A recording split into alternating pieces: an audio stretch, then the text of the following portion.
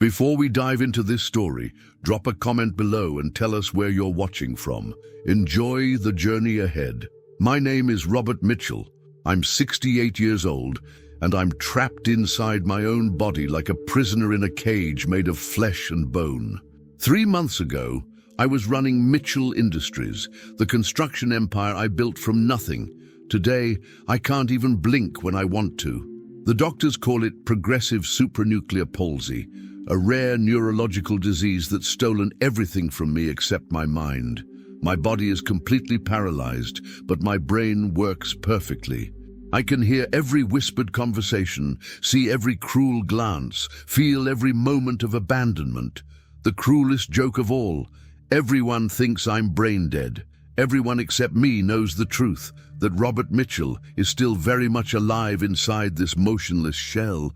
It's 2 a.m. and my son Thomas thinks I'm unconscious. He's standing at the foot of my bed, staring at me with an expression I never thought I'd see on his face. Not love, not even pity, just impatience. "Come on, old man," he whispers, thinking I can't hear him. "How much longer are you going to make me wait?" I want to scream. I want to sit up and demand to know what happened to the little boy who used to crawl into my bed during thunderstorms, the one who called me his hero. But I can't move a single muscle. I can only lie here and listen as my own son reveals who he really is. Thomas moves closer to my bedside, and I catch the smell of expensive cologne, the kind I used to buy for him, thinking I was teaching him about quality. Now it smells like betrayal. "The doctors said you wouldn't last this long," he continues, his voice getting harder. 3 months, they said, maybe 6 at the outside. "Well, it's been 3 months, Dad, and honestly," he pauses, looking around the room as if checking for witnesses, "I can't wait for you to go." The words hit me like physical blows. This is my son, my only child, the boy I raised alone after his mother died of cancer 5 years ago. The young man I groomed to take over the business, the one I trusted with everything I'd built. But as Thomas leans even closer, his voice drops to a whisper that chills my blood. "You know what the worst part is? Having to pretend I care, having to play the grieving son when people ask about you. God, I'm so tired of this act." A tear forms in my eye, the only thing my body can still do involuntarily. It rolls down my cheek slowly, and Thomas sees it. For a moment, he freezes, his face going pale. "What the hell?" he mutters, staring at the tear. He reaches out as if to touch my face, then pulls his hand back. That's just a reflex, right? "You can't actually hear me, can you?" The terror in his voice gives me a small satisfaction. If only he knew that every word, every cruel sentiment, every moment of his fake concern has been burned into my memory. If only he knew that his father, the man he's so eager to bury, is planning something that will make him wish he'd shown a little more respect. But Thomas shakes his head, convincing himself, "No, you're gone. The doctors confirmed it. Brain activity minimal, no cognitive function. You're just existing." He straightens up, adjusting his tie, the expensive silk tie I bought him for his birthday last year. "Well, don't worry, Dad. It won't be much longer. I promise." There's something in his tone that sends ice through my veins. This isn't just wishful thinking. This sounds like a plan. As Thomas leaves the room, I'm left alone with the darkness and the terrible knowledge that the son I'd die for would kill to see me dead. But he's made one crucial mistake. He thinks Robert Mitchell is finished, defeated, ready to give up. He's about to learn just how wrong he is. The memories come flooding back as I lie here in the darkness, staring at the ceiling I've memorized every crack of. Thomas wasn't always this monster. There was a time when he was my whole world, and I was his. I remember the day Susan died. Thomas was 23 then, fresh out of college with his business degree, ready to conquer the world. I found him in the hospital chapel, sobbing like the little boy he'd once been. "What are we going to do without her, Dad?" he'd asked, his voice broken. "We'll take care of each other," I promised him, pulling him into my arms. "It's just us now, son. We're all we have." And God, how I kept that promise, maybe too well. After Susan's funeral, I threw myself into making Thomas's life perfect. The grief counseling, the European vacation to help him heal, the executive position at Mitchell Industries that he hadn't quite earned yet. I told myself I was helping him through his pain, but maybe I was just trying to buy his love. When he was 8 years old, Thomas used to bring me his homework at the office. He'd sit in the big leather chair across from my desk, tongue poking out in concentration as he worked on math problems. "Daddy," he'd say, "when I grow up, I want to be just like you." "Better than me," I'd always reply. "You're going to be so much better than your old man." I meant it then. I wanted him to surpass everything I'd accomplished. I wanted to give him advantages I never had, the education, the connections, the financial security. My father had been a construction worker who drank away his paycheck and left us with nothing. I swore my son would never know that kind of struggle, so I gave him everything, the best schools, the finest clothes, cars before he was old enough to appreciate them. When he wanted to study abroad, I wrote the check without question. When he crashed his BMW at 19, I bought him a better one and never mentioned the accident again. "You're spoiling him," Susan used to warn me. "Children need to earn things, Robert. They need to understand the value of hard work." "He'll learn," I'd say. "Right now, let him be young. Let him enjoy life. There's plenty of time for him to work hard later." But Susan was right, wasn't she? I can see that now, trapped in this bed with nothing but my thoughts for company. I didn't teach Thomas to work hard. I taught him that everything he wanted would be handed to him. I taught him that love meant never having to face consequences. I remember his 16th birthday party. I'd rented out the country club, hired a band, invited half the town. Thomas barely thanked me. He was too busy showing off to his friends, acting like he'd organized the whole thing himself. Later that night, after everyone had gone home, I found him in his room counting the money he'd received as gifts. "Pretty good haul," I said, trying to joke. He looked up at me with an expression I should have recognized as dangerous. "It's not enough," he said simply. "Not enough for what? For anything I actually want." Even then, at 16, nothing was ever enough for Thomas. And I, fool that I was, took it as a challenge. I would find a way to give him what he wanted. I would be the father who could provide anything. The warning signs were all there. The way he'd charm people when he needed something, then dismiss them when they were no longer useful. The way he'd lie about small things, even when the truth would have been easier. The way he looked at me sometimes, not with love, but with calculation. When he was 25, he asked me to make him a partner in the business. Not an employee, not a junior executive, a full partner with equal say in all decisions. "Don't you think you should learn the business first?" I asked gently. His face hardened. "I've been learning my whole life, Dad. I grew up in this company. I know it better than anyone. But Thomas, you've only been working here for 2 years, and what? I'm not good enough? I'm not smart enough? You don't trust your own son?" The hurt in his voice killed me, so I said yes. I made him a partner, gave him half of everything I'd spent 40 years building, because I loved him. Because I couldn't bear to see disappointment in his eyes. Now, lying here paralyzed, I can hear him on the phone in the next room, and I understand what I really gave him. I gave him the power to destroy me. "Yes, I understand the legal implications," he's saying to someone, "but the old man is brain dead. The doctors confirmed it. He's not coming back from this." There's a pause, and I strain to hear every word. "Look, I don't care what it costs. I need this resolved quickly. The business can't run itself, and I can't keep pretending to be the devoted son much longer. It's exhausting." Another pause. "No, there's no other family. It's just me. Everything goes to me when he dies, which should be soon. The doctor said his condition is irreversible. But the doctors were wrong about one thing. This condition might be irreversible, but Robert Mitchell isn't finished yet. Not by a long shot." The next morning brings a parade of visitors, and I get to watch Thomas perform his greatest role yet, the devoted son. It would be Oscar-worthy if it weren't so sickening. "Mrs. Patterson from next door comes by first, carrying a casserole, and wearing that expression people get around death. Respectful sadness mixed with relief that it's not happening to them. "Oh, Thomas, you poor dear," she coos, setting the dish on my bedside table. "How are you holding up?" "It's hard, Mrs. Patterson," Thomas says, his voice perfectly calibrated between strength and vulnerability.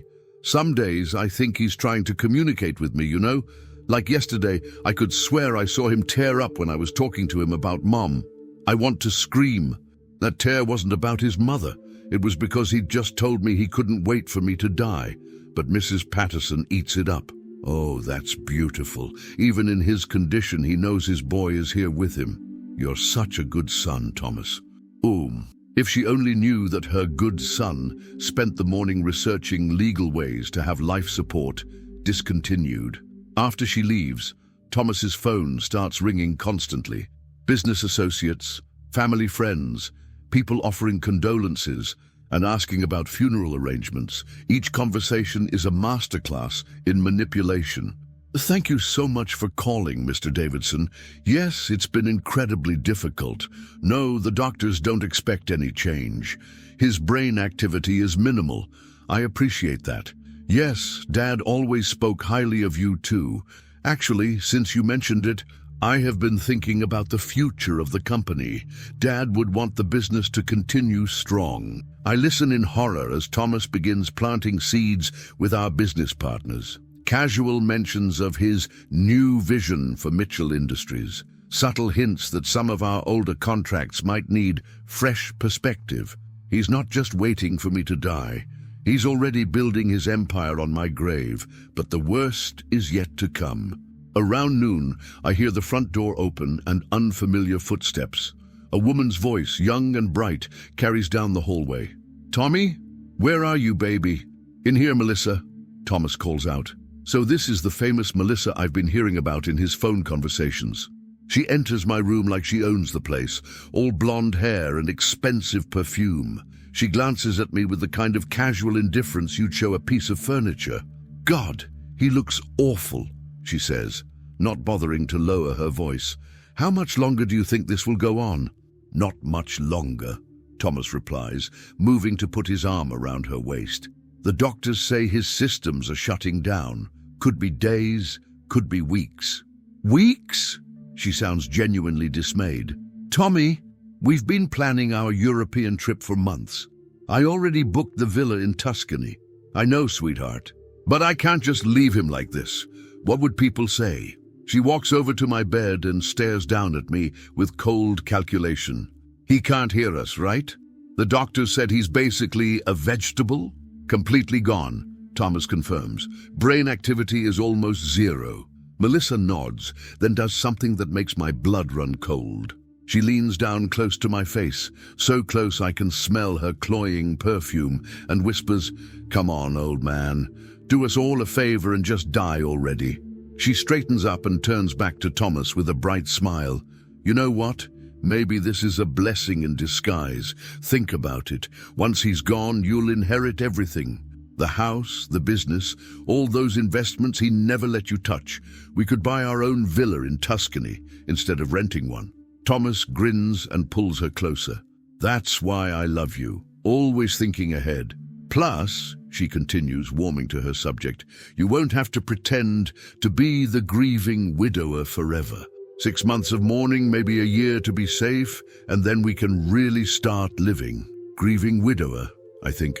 I'm not dead yet, you vultures. But Melissa isn't finished. "Have you thought about what happens if he lingers like this for months? The medical bills alone will eat into your inheritance. Maybe you should talk to the doctors about, letting nature take its course." Thomas nods thoughtfully. "I've been thinking the same thing. There's no point in prolonging his suffering." "Suffering?" I scream internally.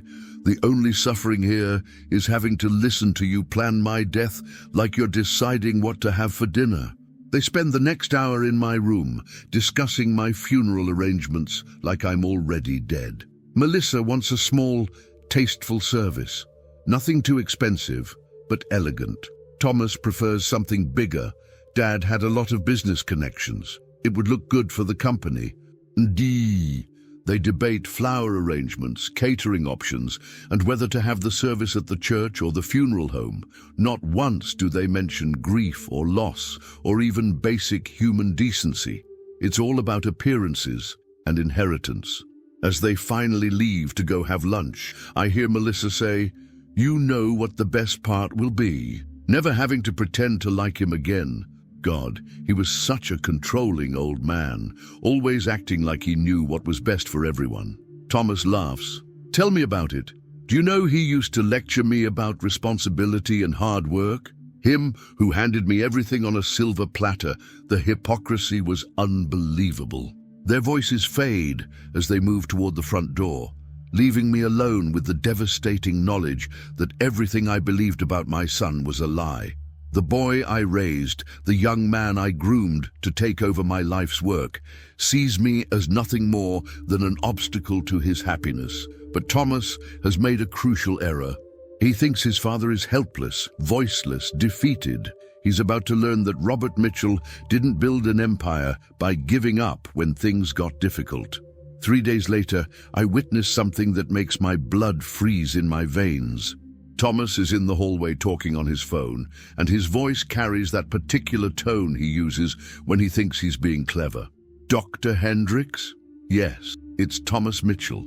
I wanted to discuss my father's condition with you." "No, I understand he's stable, but I'm concerned about his quality of life." I strain to hear every word, my heart pounding in the only way it still can, silently, invisibly, desperately. "What I mean is," Thomas continues, "are we being humane by keeping him like this? He's not really living, is he? He's just existing. And I know my father. He was always such a proud, independent man. He wouldn't want to be a burden." The manipulation in his voice is masterful. He sounds like a caring son, wrestling with an impossible decision. If I didn't know better, I'd be moved by his concern. "I've been reading about living wills and advance directives," Thomas goes on. "My father never made one, but he did mention to me several times that he'd never want to be kept alive artificially if there was no hope of recovery. That's a complete lie. I never said any such thing. In fact, I've always believed in fighting until the very end, but Dr. Hendricks doesn't know that. So what are his options?" Thomas asks, and I can hear the eagerness beneath his fake reluctance. "I mean, if we were to let nature take its course, what would that look like?" There's a long pause while he listens to the doctor's response. "I see. And how long would that take? Days? Weeks?" "I understand. It's just that watching him suffer like this is tearing me apart. Sometimes I think the kindest thing would be to let him go peacefully." After he hangs up, Thomas immediately makes another call. This time, his voice is different, sharper, more businesslike. "Jennifer, it's Thomas Mitchell. I need to schedule an appointment to discuss my father's estate.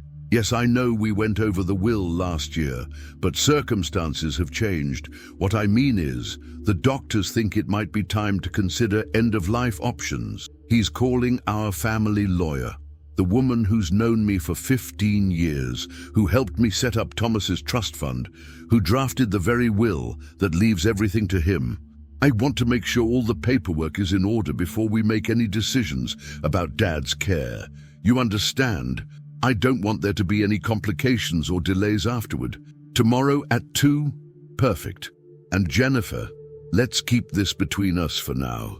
I don't want word getting around before we've made any final decisions about Dad's treatment." The next call chills me to the bone. "Dr. Martinez, this is Thomas Mitchell. My father is Robert Mitchell. He's a patient at Mercy General with PSP. Yes, that's right. Look, I'm calling because I'm concerned about something. Yesterday I could have sworn I saw my father move his finger deliberately, and there was that incident with the tear a few days ago. My heart stops. He saw me move my finger? When? I've been so careful, so still. Have I been unconsciously trying to move without realizing it? I'm worried that he might be suffering more than we realized," Thomas continues. "If he has any awareness at all, then keeping him like this could be considered torture, couldn't it?" "Yes, I understand you'd need to examine him. Could you come by tomorrow?" He's bringing in another doctor, someone who might notice things Dr. Hendricks has missed. Someone who might realize that I'm not as gone as everyone thinks. But Thomas isn't done yet. There's something else, Doctor. I've been researching PSP, and I read that in some cases, patients can experience what looks like consciousness, but is actually just random neural firing. Is that possible? So even if he seems aware, he might not actually be suffering. That's actually a relief. I was worried that he was trapped in there, you know? The concern in his voice is perfect, Oscar-worthy. If I could applaud, I would. My son has become a master manipulator, and he's using those skills to plan my death. After that call, Thomas walks back into my room and sits in the chair beside my bed. For a moment, he just stares at me, and I wonder if he's having second thoughts. Maybe some part of the little boy who loved me is still in there, fighting against this monster he's become. But then he leans forward and speaks in a whisper so soft I can barely hear him. I know you can't hear me, Dad, but I need to say this. I've been thinking a lot about our relationship, about all the things you did for me over the years, and I realize now that you never really loved me. You loved the idea of me. You loved having someone to control, someone to mold into your image. His voice is getting stronger, more confident. You never asked what I wanted. You just assumed I'd want to take over your precious company, marry some nice girl, give you grandchildren, and live the life you planned for me. But you know what? I never wanted any of that. I wanted to travel, to see the world, to be free. Instead, I got trapped in your expectations. He stands up and walks to the window, looking out at the garden Susan used to tend. So when I heard you were dying, you know what my first thought was? Relief. Finally, I could live my own life. Finally, I could be free of Robert Mitchell's grand plans. He turns back to me, and there's something in his expression I've never seen before. Pure, cold hatred. The funny thing is, everyone thinks I'm being such a good son, staying here with you, taking care of everything. They have no idea that every day you linger is another day I can't start my real life. He walks back to my bedside and leans down close. But don't worry, Dad. It won't be much longer. Dr. Hendricks is very understanding about end-of-life decisions.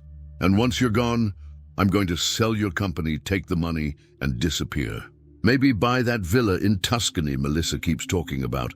Maybe travel to places you never had the imagination to visit. Thomas straightens up and smooths his hair, preparing to go back to his performance. Sweet dreams, Dad. Try not to linger too much longer, okay? Some of us have lives to live. And as he leaves the room, I'm left with the horrible knowledge that my son isn't just waiting for me to die naturally. He's actively working to speed up the process, and worse than that, he's convinced himself that he's the victim in this story. But Thomas has forgotten something important about his father. Robert Mitchell didn't build a successful business by giving up when things got tough, and he sure as hell isn't going to let some spoiled brat, even if that brat is his own son, plan his murder and get away with it. The war between us has begun. Thomas just doesn't know it yet. The next afternoon, Dr. Martinez arrives for what Thomas described as a routine consultation. She's a small, efficient woman with kind eyes and gentle hands. As she examines me, I can feel Thomas hovering nearby, watching her every move with barely concealed anxiety. His vitals are actually quite stable, Doctor, Martinez says, checking my pulse and looking into my eyes with a penlight. Better than I expected for someone with advanced PSP. Is that good? Thomas asks, and I can hear the disappointment he's trying to hide.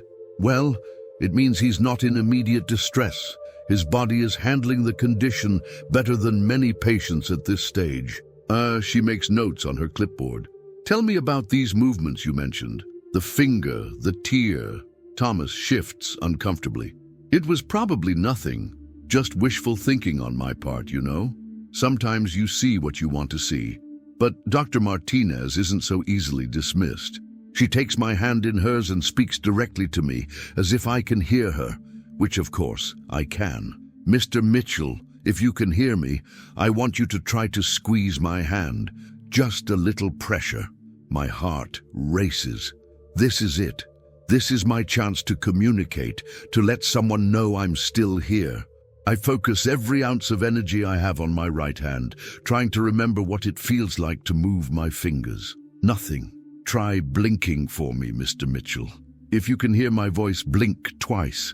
Again, I concentrate with everything I have. I imagine my eyelids closing and opening, but my eyes remain fixed and staring. Doctor. Martinez sighs softly. I'm sorry, Thomas. I don't see any signs of purposeful movement or awareness. The incidents you described were most likely involuntary reflexes. Thomas exhales, and I swear I can hear relief in his breath. So he's not suffering. No, there's no indication that he's experiencing any distress. Patients at this stage of PSP typically have no awareness of their condition. After she leaves, Thomas practically bounces around the house. I can hear him on the phone with Melissa, his voice bright with excitement. She confirmed it, baby. Dad's completely gone. No awareness, no suffering, no consciousness at all. I know. I was worried for a minute there, but the doctor was very clear. Yes, we can move forward with the plans we discussed. What plans? What else are they plotting? That evening, Thomas brings Melissa over for dinner. They eat in the dining room, the same room where I used to help Thomas with his homework, where we celebrated his graduation, where we mourned Susan together. Now, they're using it to plan my demise while I lie helpless just down the hall. So the lawyer confirmed everything is in order, Melissa asks between bites of what smells like takeout Chinese food. Perfect. Dad's will is ironclad. Everything goes to me, the house, the business, all the investments, even his personal accounts. Jennifer says there shouldn't be any complications. And the life insurance, $2 million, plus another $1 million from the company policy. I can hear Melissa's fork clatter against her plate. $3 million? Jesus, Tommy, we could buy half of Tuscany with that kind of money. That's just the insurance. The business is worth at least $20 million, probably more. And this house has to be worth $2 or $3 million in this market. They're already spending my money, dividing up my life's work like vultures picking at a carcass. But the worst is yet to come.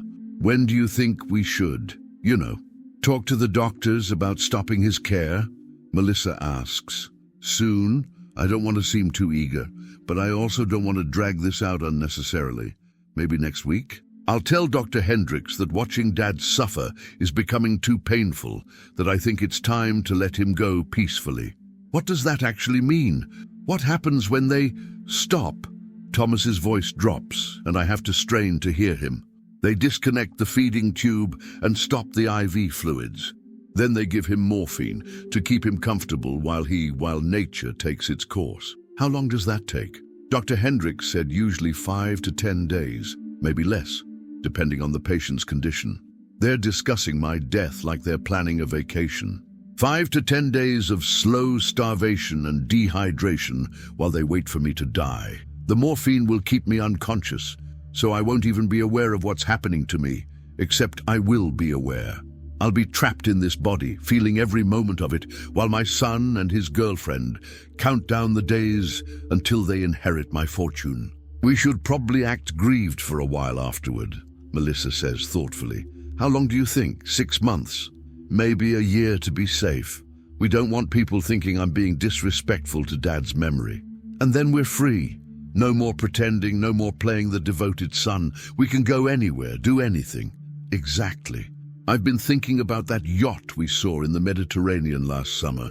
We could buy something like that, spend a few years just sailing around the world. As they continue planning their future with my money, I lie in my bed making plans of my own. Because there's something Thomas doesn't know, something that would change everything if he did. For the past 3 days, I've been feeling tiny sensations returning to my body. Nothing dramatic, nothing anyone would notice.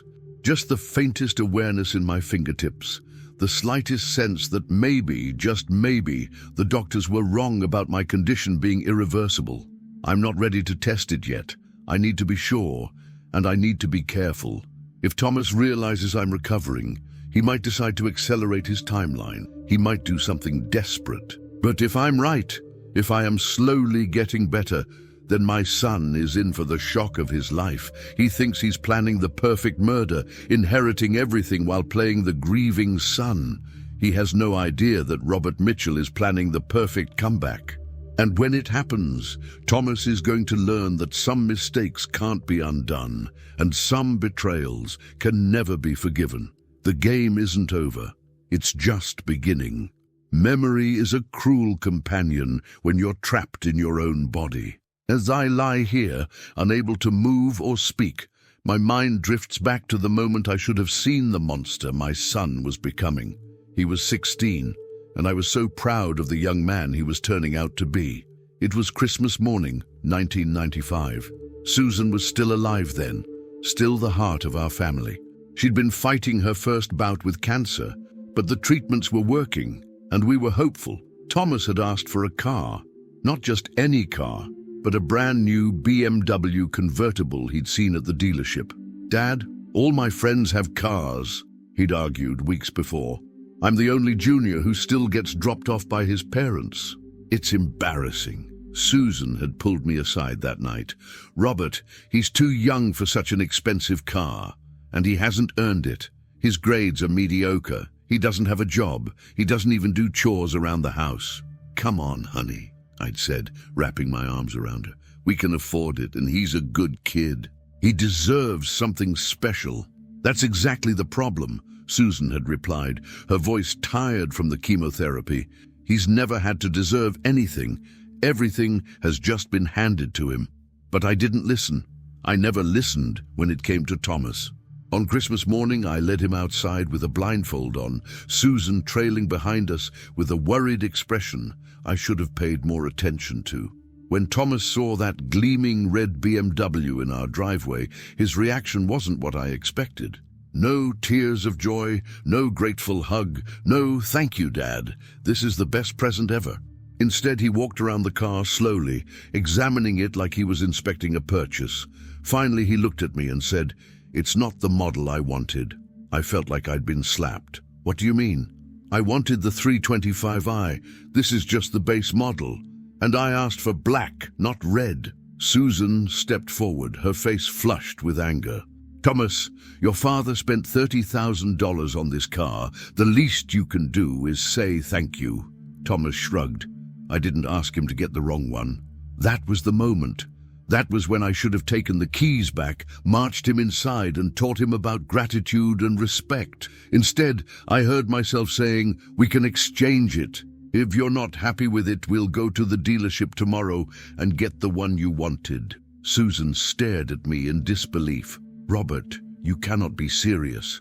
But I was serious. I spent the next day at the BMW dealership, trading in the wrong car for the exact model Thomas wanted, paying an additional $5,000 for the privilege. When I gave him the keys to the black 325i, he simply nodded and said, "Thanks, Dad." No excitement, no appreciation, just acknowledgement that I'd corrected my mistake. Susan barely spoke to me for a week. When she finally did, her words cut deep. "You're not raising a son, Robert. You're creating a monster." "He's just particular," I defended. "He knows what he likes. He's spoiled and entitled, and you're making it worse every day." Looking back now, I can see the pattern that was already forming. Thomas never asked for things. He expected them, and I always delivered, convinced that providing for him was the same as loving him. When he was 17, he crashed that BMW while showing off for some girl. Totaled it completely, and it was a miracle he wasn't killed. When the police called me, my first emotion wasn't anger about the car or even fear for his safety. It was relief that he was okay. Thomas came home that night with a few scratches and a story about how the other driver had run a red light. The police report told a different story. Thomas had been street racing, going 60 in a 35-mile-per-hour zone. "I'm just glad you're safe," I told him, pulling him into a hug. "Yeah, well, I'm going to need a new car," he said, as if the accident had been a minor inconvenience.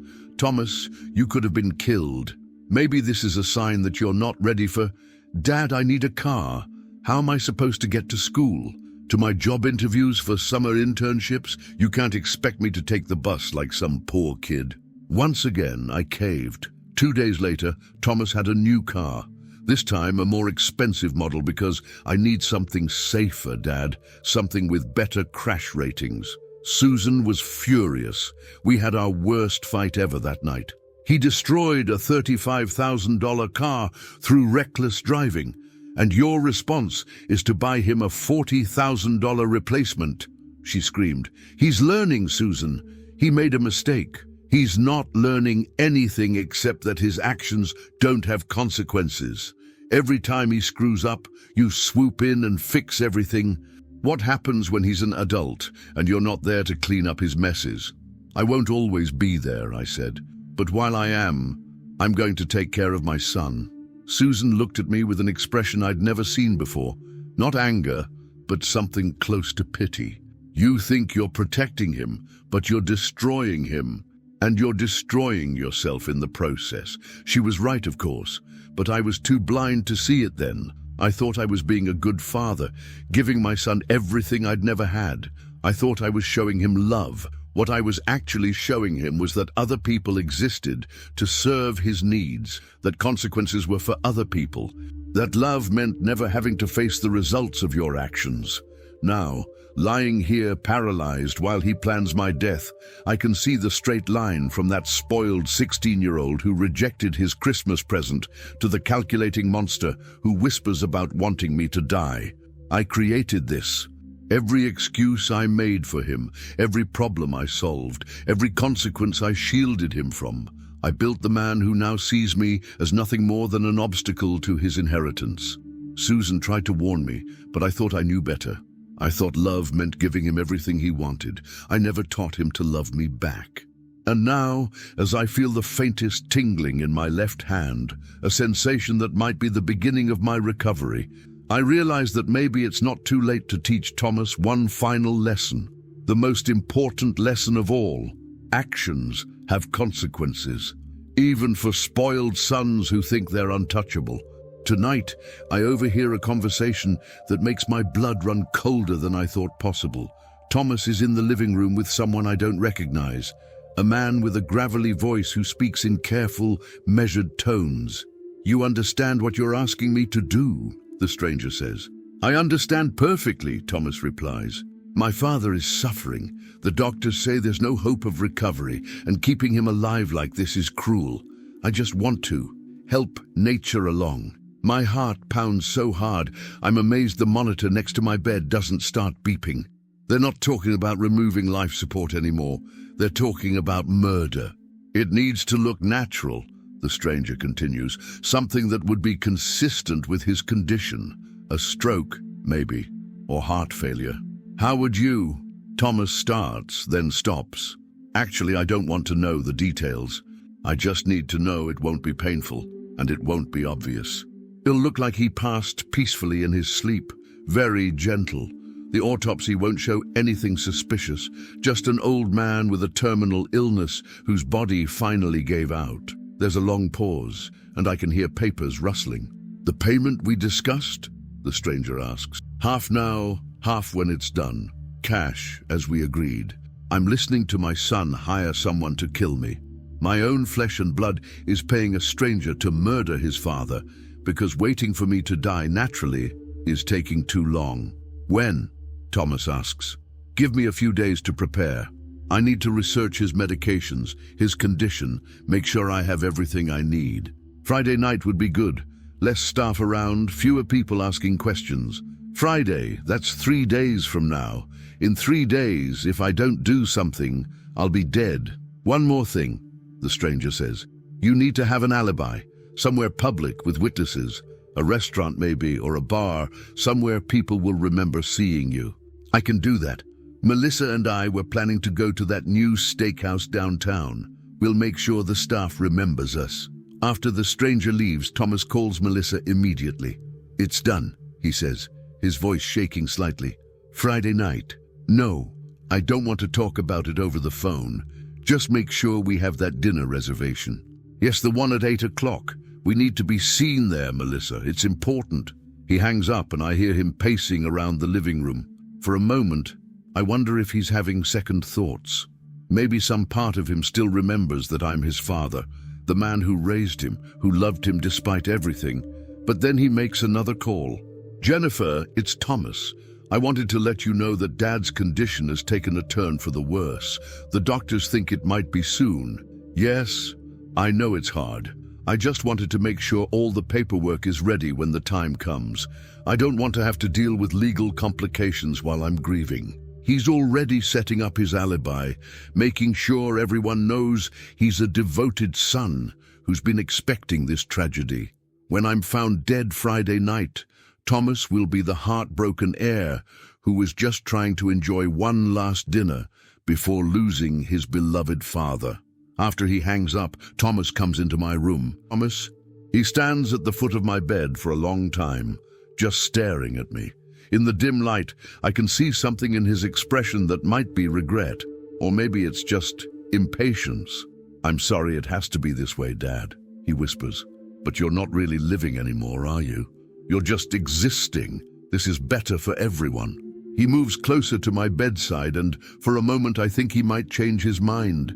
His hand reaches out as if to touch my face, the way he used to when he was small and scared. But then he pulls his hand back. "Besides," he continues, his voice hardening, "you did this to yourself. All those years of controlling every aspect of my life, never letting me make my own decisions, never trusting me to run the business the way I wanted to. You made me into what I am. The blame." Even now, as he plans my murder, Thomas can't take responsibility for his own choices. It's my fault he became a killer. My fault he's so greedy he can't wait for his inheritance. My fault he's hiring assassins instead of letting nature take its course. "You know what the funny thing is?" Thomas says, settling into the chair beside my bed. "I used to fantasize about this moment when I was younger. Not about you dying exactly, but about being free of you. About finally being able to live my own life without Robert Mitchell looking over my shoulder, judging every decision." He leans forward, his voice dropping to a whisper. "I used to imagine what I'd say at your funeral, how I'd stand up there and talk about what a great father you were, how much you meant to me. All lies, of course, but convincing lies. I'm good at those." Thomas stands up and walks to the window, looking out at the darkness. "The truth is, Dad, I stopped loving you years ago. Maybe I never really loved you at all. Maybe what I felt was just dependence. You were useful to me. You gave me things, solved my problems, paved my way. But love? No, I don't think so." He turns back to me, and in the moonlight streaming through the window, his face looks like a stranger's. "So don't worry about Friday night. You won't feel anything, and I'll make sure you get a beautiful funeral. Everyone will talk about what a devoted son I was, how much I loved you, how hard I tried to take care of you in your final days." Thomas walks toward the door, then pauses. "Sweet dreams, Dad.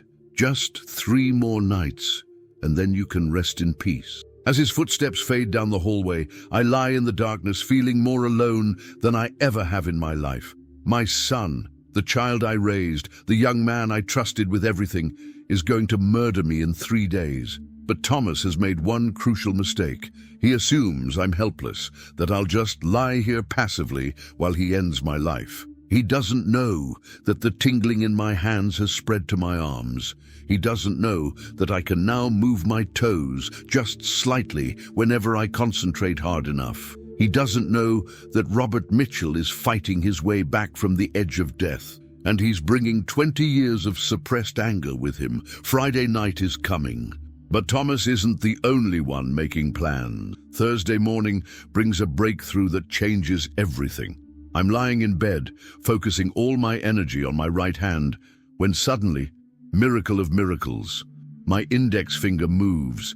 Not a twitch, not a spasm, but a deliberate, controlled movement.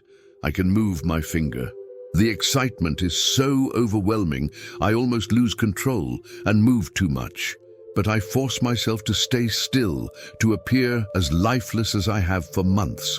If Thomas sees any sign of recovery now, less than 24 hours before his hired killer arrives, he might panic and do something even more desperate. But inside, I'm celebrating. The doctors were wrong. My condition isn't irreversible. Whatever is happening to my nervous system, it's healing itself. Slowly maybe, but healing nonetheless. I spend the morning practicing in secret. When I'm sure Thomas isn't nearby, I work on moving that finger, then trying the others. By noon, I can make a weak fist with my right hand. By evening, I can feel sensation returning to my left arm. It's not much, but it's enough. Enough to press the emergency button beside my bed. Enough to dial a phone if I can reach one. Enough to fight back if I have to. But I need to be smart about this. I need a plan. Thomas has been agitated all day, pacing through the house, making phone calls, double-checking details. He's nervous about tomorrow night, and nervous people make mistakes. Around 6 p.m., he comes into my room carrying a glass of water and what looks like medication. "Time for your evening pills, Dad," he says, though there's something different in his voice, something that makes my newly awakened nerves scream danger. He helps lift my head and brings the glass to my lips. As the liquid hits my tongue, I taste something bitter, something that definitely isn't water. Some kind of sedative, maybe, or something worse. He's drugging me, making sure I'll be unconscious and helpless when his killer arrives tomorrow. I have no choice but to swallow, but I store every detail in my memory. The bitter taste, the way Thomas's hands shake slightly as he helps me drink, the satisfied look in his eyes as I finish the glass. "There we go," he says softly. "Sleep well, Dad. Tomorrow's going to be a big day." The medication hits me fast. My vision starts to blur, and the small movements I'd regained become impossible again. But my mind stays sharp, even as my body shuts down. Whatever he gave me, it's designed to immobilize, not to knock me unconscious completely.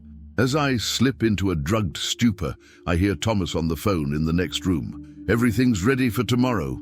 "Yes, I gave him the sedative. He'll be out cold by the time you arrive." 8:30? Perfect. That gives us enough time to establish our alibi at the restaurant. There's a pause. No, I don't want to know the details. Just make it quick and make it look natural. The payment is in the nightstand drawer in his room, like we discussed. Yes, cash. 50,000 now, 50,000 when it's finished. $100,000. That's what my life is worth to Thomas. What my death is worth to him. The irony isn't lost on me. I've spent years giving him everything he wanted, and now he's spending my own money to have me killed. But as the drug pulls me deeper into unconsciousness, I hold on to one thought. I'm not as helpless as he thinks. The movement is coming back. The sensation is returning, and I have one advantage Thomas doesn't know about. I'm not planning to go quietly. The next thing I know, it's Friday evening. The drugs have worn off enough for me to regain some control, though I'm still weak and disoriented. Through my bedroom window, I can see the sun setting. Thomas will be leaving for his dinner soon, establishing his alibi while his hired killer comes for me. I can hear him in his room, getting ready.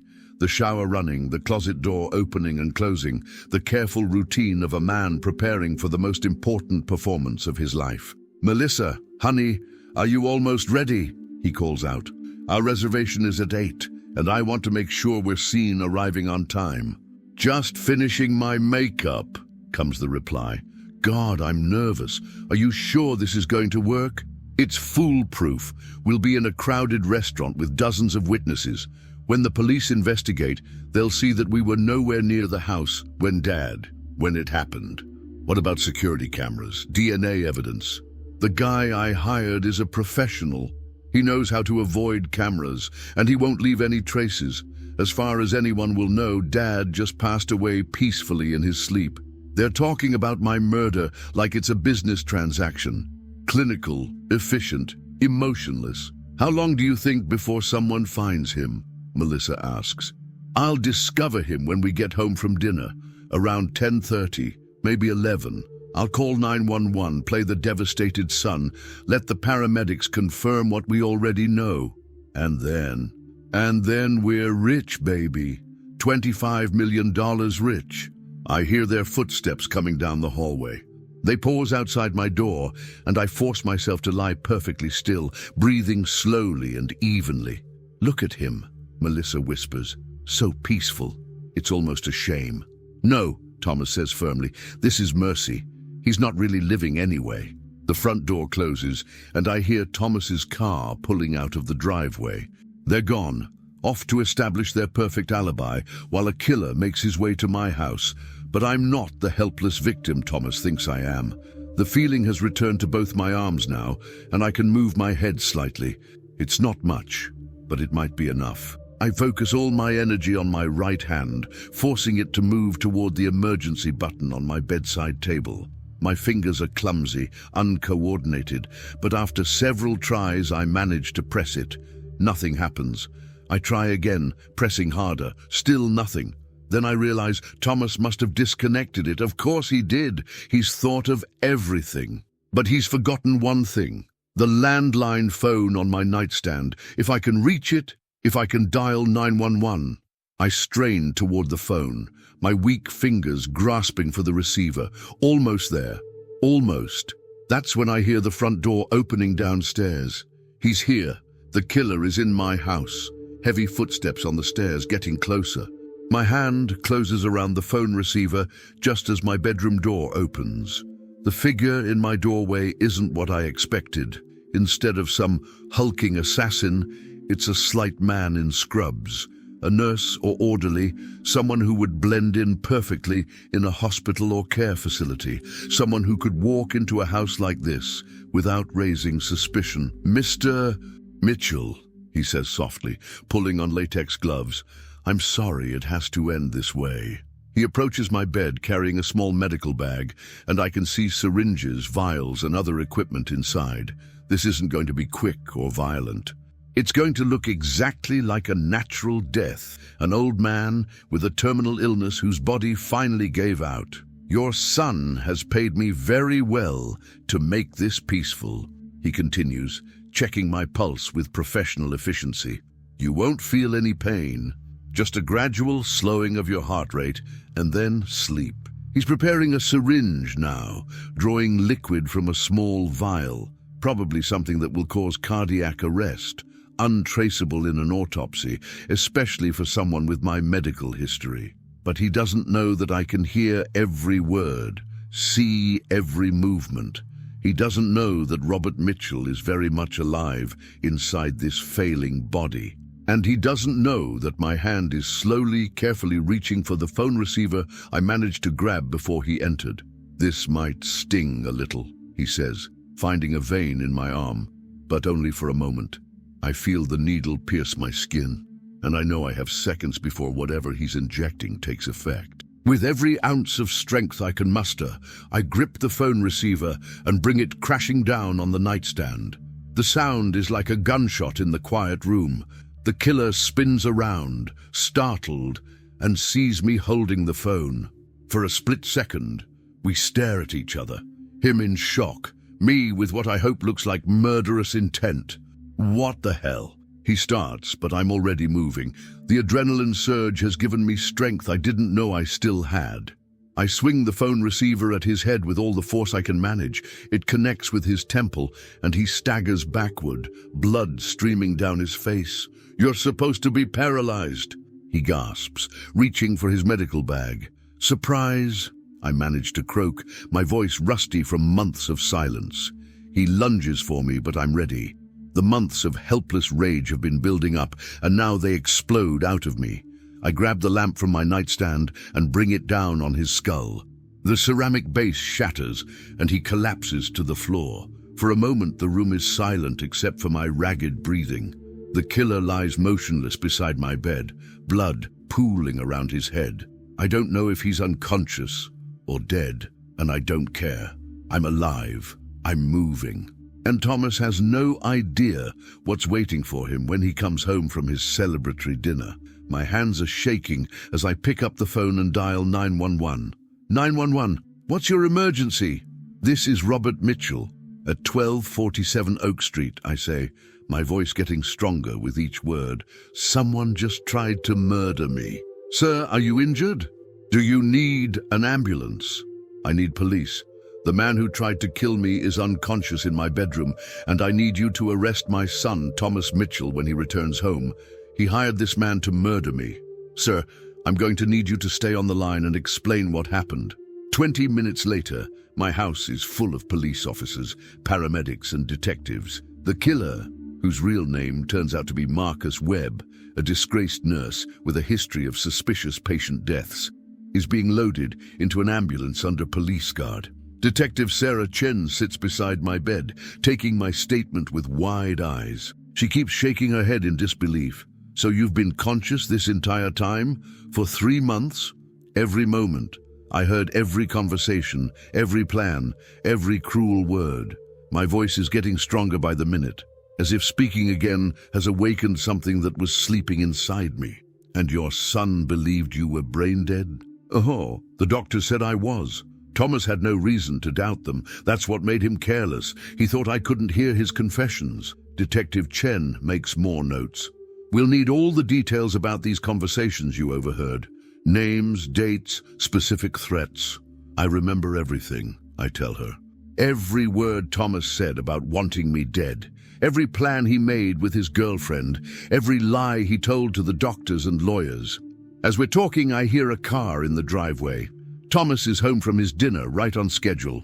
He'll walk through that front door, expecting to find his father dead and $100,000 poorer. Instead, he's going to find police cars and the very much alive father he tried to murder. That's him, I tell Detective Chen. That's my son. Through my bedroom window, I can see Thomas and Melissa getting out of his car. They're laughing about something, probably congratulating themselves on their perfect alibi. Thomas has his arm around Melissa's waist, and they look like a happy couple coming home from a romantic evening. They have no idea their world is about to collapse. The front door opens, and I hear Thomas's voice calling out cheerfully, "Dad, I'm home. How are you feeling tonight?" Then silence, probably because he's seeing the police cars outside for the first time. "Excuse me, officers," I hear him say, his voice suddenly uncertain. "What's going on here? Is my father, Mr. Thomas Mitchell?" Detective Chen has left my room to meet him downstairs. "Yes, that's me. What happened? Is Dad okay?" "Your father is very much okay, Mr. Mitchell. In fact, he's been telling us some very interesting stories about you." The silence that follows is beautiful. "I don't understand," Thomas says finally. "My father is in a coma. He has been for months. He can't tell you anything. Why don't you come upstairs and see for yourself?" I hear footsteps on the stairs, slow and reluctant. Thomas appears in my doorway, flanked by 2 police officers, his face pale with shock. "Hello, son," I say, sitting up in bed under my own power. "Did you have a nice dinner?" The look on his face is worth 3 months of paralysis, pure terror mixed with disbelief, like he's seeing a ghost. "Dad," he whispers, You're awake?" "I've been awake the whole time, Thomas. I heard everything. Every plan, every cruel word, every conversation about how much you couldn't wait for me to die." His legs give out, and he collapses into the chair beside my bed. Melissa appears behind him, her face white with shock. "Thomas Mitchell," Detective Chen says formally, "you're under arrest for conspiracy to commit murder and solicitation of murder. You have the right to remain silent." As the handcuffs click around Thomas's wrists, he looks at me with an expression I've never seen before. Not anger, not defiance, but something that might actually be shame. "Dad, I can explain." "No need to explain, son. I heard it all. Every word." The police lead him away, and for the first time in months my house is quiet. Really quiet, peaceful. I'm alive, I'm free, and the son who tried to murder me is going to prison for a very long time. But as I sit here in the silence, I realize something. This isn't really a victory, it's a tragedy. Because somewhere along the way I lost my son long before he tried to kill me. I lost him the day I decided that giving him everything he wanted was the same as loving him. The boy who used to hold my hand during thunderstorms is gone. In his place is a stranger who hired an assassin to murder his own father. And maybe in some small way, that's my fault too. 6 months later, I'm sitting in the courtroom watching my son get sentenced to 25 years to life for conspiracy to commit murder. The judge's words echo through the chamber, but all I can focus on is Thomas's face. Even now, even after everything, he looks more angry than remorseful. Your Honor, his lawyer says during the sentencing hearing, my client was under tremendous emotional stress caring for his terminally ill father. The financial burden, the psychological pressure of watching a loved one suffer, these factors contributed to a temporary lapse in judgment. Temporary lapse in judgment. That's what they're calling 3 months of planning my murder. Thomas himself chooses to speak before sentencing, and his words chill me to the bone. Your Honor, I want the court to know that I never intended for my father to be hurt.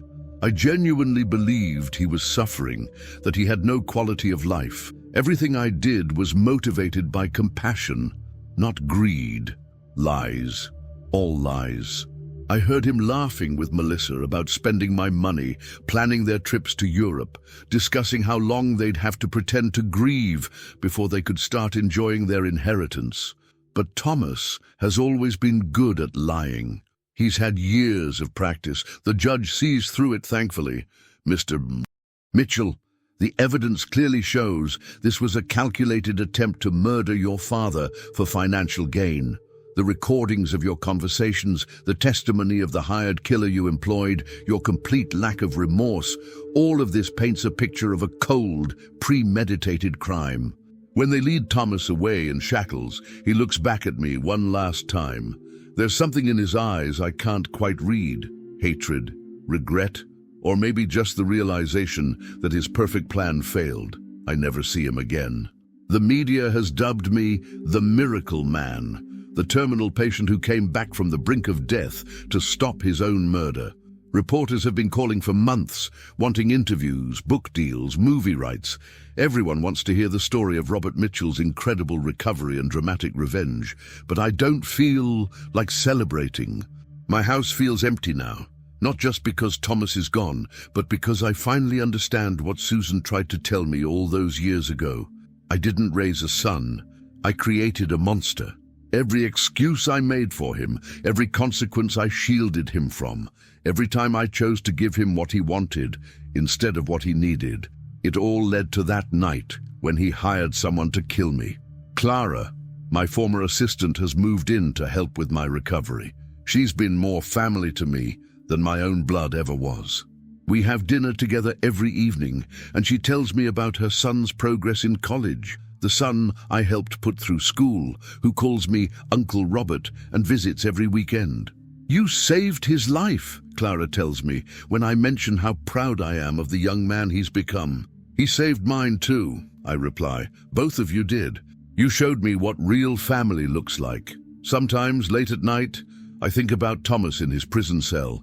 I wonder if he's figured out yet where everything went wrong. I wonder if he blames me, or himself, or if he even has the capacity for that kind of self-reflection. I've started a foundation with some of the money Thomas was so eager to inherit. It helps families dealing with terminal illness, provides counseling and support for caregivers, funds research into rare neurological conditions like the one that nearly killed me. The foundation is called Second Chances, and I think Susan would have approved. Dr. Martinez still can't explain my recovery. She calls it unprecedented, miraculous, impossible, according to everything medical science knows about PSP. But I know the truth. I didn't recover because of some medical miracle. I recovered because Thomas gave me something to fight for. His betrayal, his cruelty, his complete lack of love, all of it fueled a rage so pure it brought me back from the dead. In trying to kill me, Thomas saved my life. There's a bitter irony in that. Today, I received a letter from Thomas in prison, the first communication I've had from him since the trial. I held it for hours before opening it, wondering what he could possibly have to say to me now. The letter is short. Dad, I know you'll probably never forgive me. I know what I did was unforgivable, but I need you to know that I didn't always hate you. When I was little, I really did think you were the best father in the world. I don't know when that changed. Maybe when you stopped making me earn things. Maybe when you started solving all my problems for me. Maybe when I realized that your love came with a price, that I had to be perfect, successful, grateful. I'm not making excuses. What I did was evil. I tried to murder my own father, and I deserve to be here. But I want you to know that in these 6 months in prison, I've had a lot of time to think about who I became, about who I could have been, about the chances you gave me that I threw away. I'm not asking for forgiveness. I'm not asking you to visit or write back. I just wanted you to know that somewhere in the monster you think I became, there's still a small part of the little boy who loved you. Maybe that's not enough. Maybe it's too little, too late. But it's all I have left to give you. Thomas. I read the letter twice, then folded carefully and put it in my desk drawer. Tomorrow I'll write him back. Not to forgive him. I'm not sure I can do that yet, but to tell him something I should have said years ago. That love isn't about giving someone everything they want. It's about helping them become the person they're meant to be. That consequences aren't punishment, they're education. That respect isn't something you can buy or demand. It's something you earn.